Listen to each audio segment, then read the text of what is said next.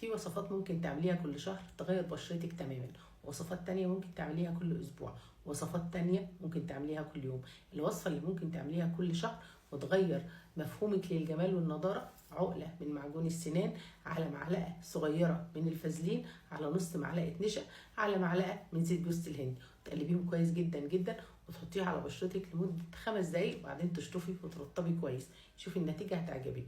الوصفة اللي ممكن تعمليها كل اسبوع: معلقة صغيرة ممسوحة من بيكربونات الصوديوم على معلقتين 3 زبادي، وتقلبي كويس جدا جدا، وتحطي الماسك ده على وشك برضو يعني مش اكتر من 5 دقايق. بعد كده تشطفي وترطبي كويس جدا جدا بزيت بذور العنب او اي مرطب عندك. انا بحب زيت بذور العنب لانه بينفع لكل انواع البشره.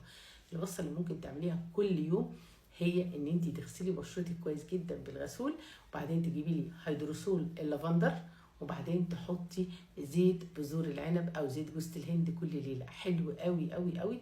اولا بيأخر ظهور التجاعيد، وبيخلي بشرتك مشدوده، وبيخليها شابه شباب طبيعي وجميل. لو عايزه وصفات اكتر اكتبي تم وتابعيني، ويلا بينا.